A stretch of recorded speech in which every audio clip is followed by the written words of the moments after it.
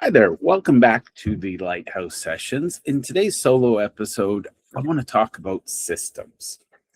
And specifically, I'm going to talk about my resistance to systems and how I've fought them my entire life. And in the last decade, I've embraced them, and I'm going to share why.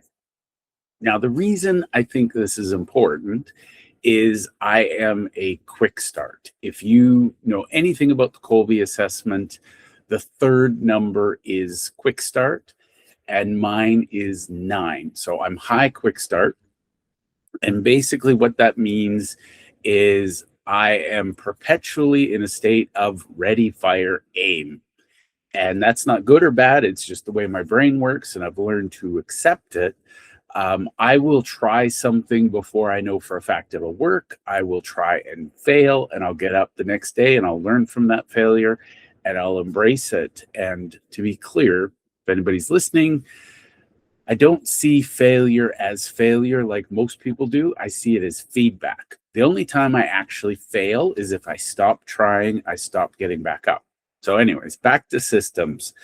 When I first read E-Myth long time ago, it was pretty much right when Michael Gerber reissued E-Myth Revisited or something like that. I think it was E-Myth Revisited.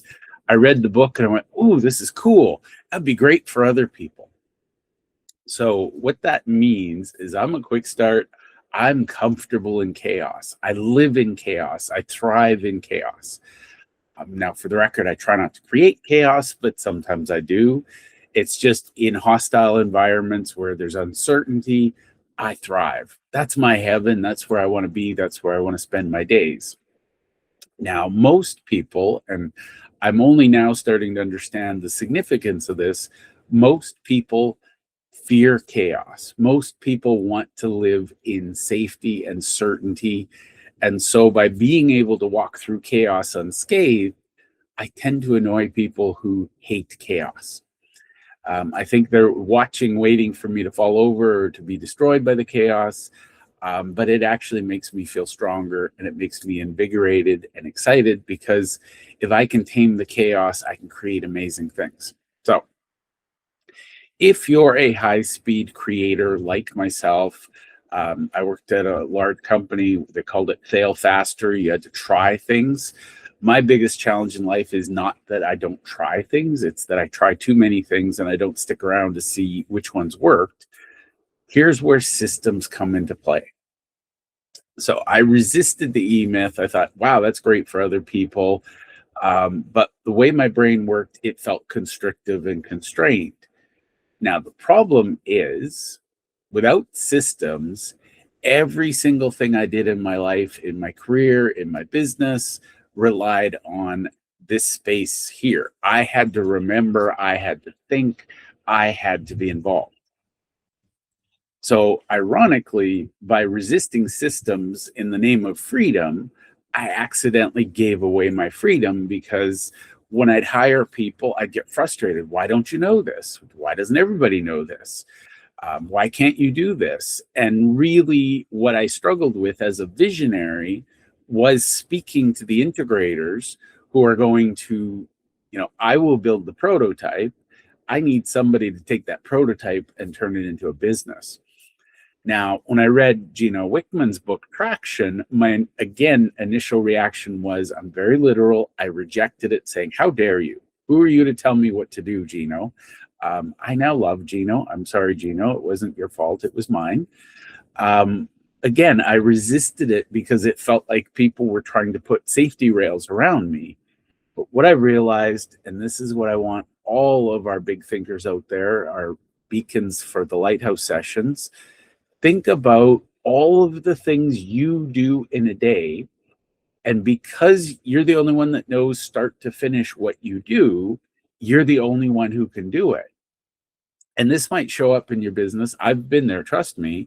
You've got staff sitting there, twiddling their thumbs, spinning around in their chairs, going, Jeff, give me something to do. Jeff, give me something to do. And I'm going, I'm too busy to help you. I'm too busy. So I was literally paying people to watch me work.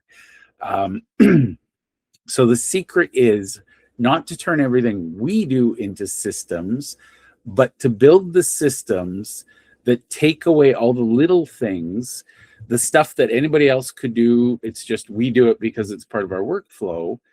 A good system will download a lot of that stuff, and think about it like the prep work.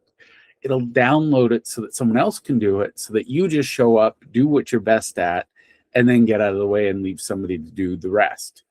I'm going to use the example, and this is the best I can think of, so I'm hoping it resonates. You have a world-class neurosurgeon. They're not in charge of booking in the patient, getting them settled in their room, preoperative care, giving them medication and sedation and all that. No, somebody else does all that. There's a team, in fact, they have a system for that.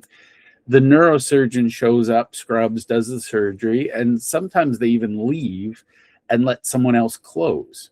So basically, the neurosurgeon is just there for the important piece that only they can do. And then above all, after the surgery, someone else comes in and cleans up the room. Somebody else takes care of the patient. You have doctors and nurses that are bringing them medication, checking their vitals, etc. Think how inefficient it would be if world-class surgeons were like, nope, only I can do this. I have to bring in the patient. I have to make the bed. I have to clean the room. It's not effective.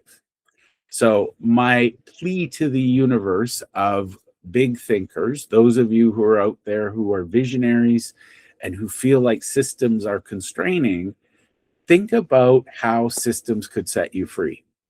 And believe it or not, it took me many decades to figure this out because I'm stubborn. And my default is I'll figure it out, and therefore I'll do it faster than someone else. All true. But if I don't give someone else the skills to learn the thing, I am always the bottleneck. So if you're watching this, if you're a visionary and you're wondering, Jeff, how do I do this? Let's have a chat. Just below, I will share my LinkedIn details. Connect with me and say, Jeff, I watched the episode. I'm curious, what can systems do for me?